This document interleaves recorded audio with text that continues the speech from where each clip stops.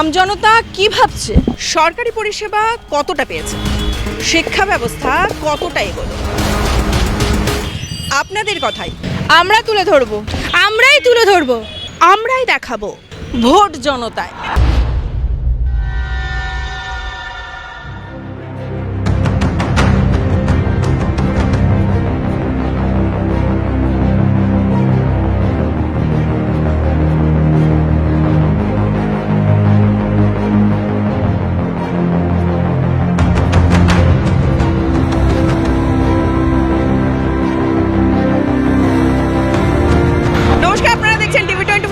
সঙ্গে রয়েছে আমি সুস্মিতা, আর আমরা এই মুহূর্তে রয়েছি জিয়াগঞ্জে এই মুহূর্তে তৃণমূলের প্রার্থী শাওনু সিংহ রায়, যিনি এই মুহূর্তে জনসংযোগে বেরিয়েছেন। তৃণমূলের বিশাল জনসংযোগ বলতে পারি আমরা, একটা বড় র্যালি এই মুহূর্তে বেরিয়েছে। সাধারণ মানুষের সাথে উনি সংস্পর্শে আসতে চাইছেন। মানুষের আমরা দেখতে পাচ্ছি যে মানুষ জনজোয়ার এখানে একটা র্যালির মাধ্যম দিয়ে ওনাকে সাপোর্ট করছেন। ওনার কি বক্তব্য, উনি কতটা আশাবাদী, সমস্তটা আমরা শুনবো আজকে ওনার মুখেই। চরক স্কয়ার হসপিটাল, সুস্থতার একমাত্র ভরসা। 79 পঞ্চাননতলা, চালতিয়া, বহরমপুর, মুর্শিদাবাদ।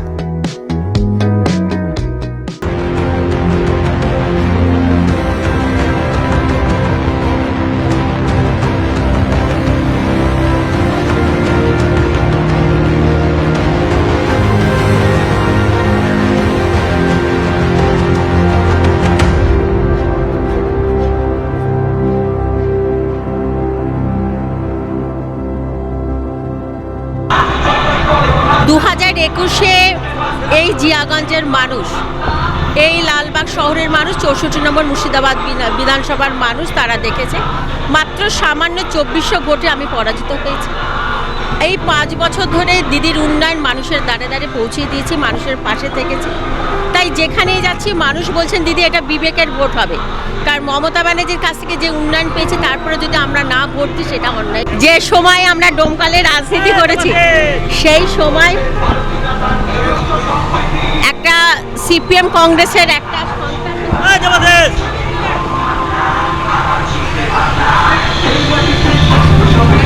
সন্ত্রাস ছিল এবং সেই সন্ত্রাসে দাঁড়িয়ে তখন আমারও বয়স অনেক অল্প, আমরা ডোমকালের বুকে রাজনীতি করে কংগ্রেসকে পতাকাকে অনেক দূর পর্যন্ত নিয়ে গেছিলাম। আমি 14 বছর আমার রাজনৈতিক ক্যারিয়ারে ডোমকালে কাটিয়েছি, প্রায় 30 বছর হয়ে গেল রাজনীতি করছি। সেই জায়গায় এখন অনেক শান্তিপূর্ণ পরিবেশ মামাটি মানুষের সরকার আসার পর, এবং একদিকে যেমন পরিবেশ তার সঙ্গে সঙ্গে উন্নয়ন, খুব ভালো লাগছে মানুষের কাছে উন্নয়নকে পৌঁছে দেওয়ার জন্য।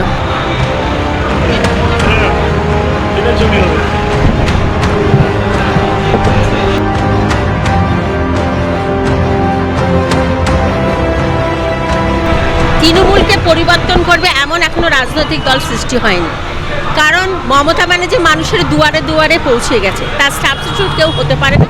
সুতরাং আমাদের বিধানসভা তথা আমাদের বাংলায় পরিবর্তন কোনোভাবেই সম্ভব নয়।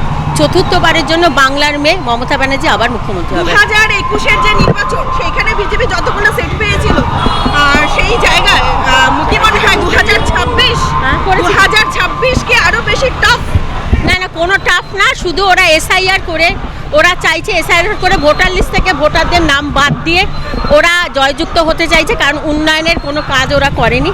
কিন্তু এতে আমরা ভীত নই, ভগবান আছে, ওপরওয়ালা আছে, নিচে মানুষ আছে আমাদের সঙ্গে, নিশ্চয়ই পথ বেরোবে। তবে যে অন্যায় এসআইআরকে সামনে রেখে মানুষের সঙ্গে হচ্ছে, চারিদিকে যে হাহাকার সৃষ্টি হয়েছে, এটা কিন্তু মানুষ কখনো বিজেপিকে ক্ষমা করবে না। ধন্যবাদ দিদি আপনাকে।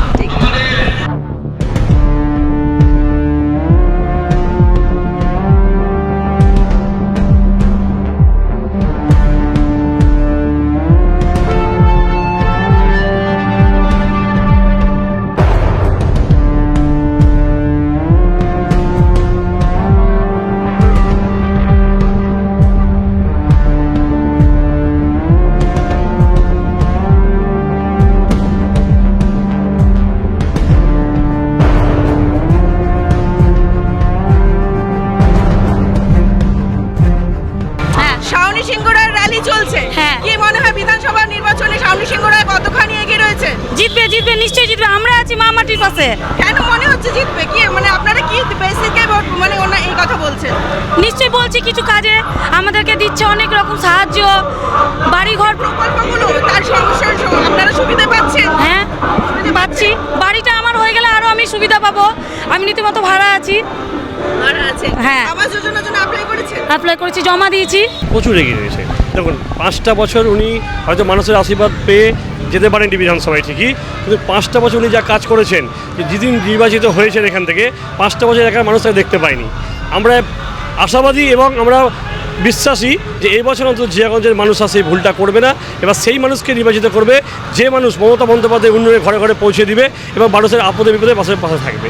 আপনি দেখতে পাচ্ছেন যে এত মানুষের সমর্থন, এত মানুষ রাস্তায় নেমেছে, মানুষের ভালোবাসা, মানুষের আশীর্বাদ আমরা মাথায় করে আমরা এগিয়ে যাচ্ছি এবং আমরা একদম নিশ্চিত যে এই বিধানসভায় জিয়াগঞ্জ থেকে প্রচুর পরিমাণে লিড দিব, যেটা গোটা মুর্শিদাবাদ বিধানসভায় তাকে জেতার জন্য একটা ভালো জায়গায় নিয়ে যাবে। আপনারা এই মুহূর্তে র্যালিতে রয়েছে, কি মনে হয় বিধানসভা নির্বাচনে উনি কতটা এগিয়ে আছেন?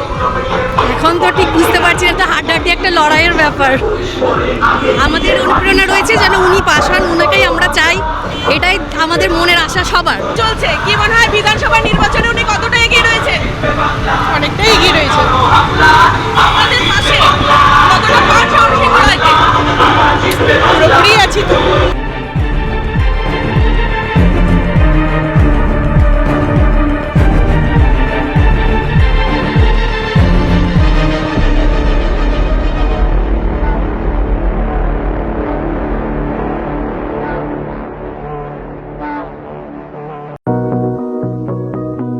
চরক স্কয়ার হসপিটাল সুস্থতার একমাত্র ভরসা। জেলায় প্রথম একই ছাদের তলায় সমস্ত অত্যাধুনিক উন্নত মানের চিকিৎসা পরিষেবা, উন্নত মানের IPD, ICU, CCU, NICU, PICU, dialysis, 7টি modular OT, orthopaedic, paediatric, urology, gynaecology, 24 ঘন্টা অভিজ্ঞ চিকিৎসক। এছাড়াও জেলায় প্রথম ক্যাথল্যাব, সিমেন্স, আর্টিসান, এক্স মেশিনের পরিষেবা থাকছে চরক স্কয়ার হসপিটালে। 24 ঘন্টা private blood bank, MRI, CT scan, digital X ray, cath ল্যাবের পরিষেবা। ওপিডিতে বসছেন বিশিষ্ট চিকিৎসকেরা। রয়েছে স্বাস্থ্যসাথী কার্ডে চিকিৎসার সুব্যবস্থা। Charak square hospital, 79 Panchanantala, Chaltia, Baharampur, Murshidabad.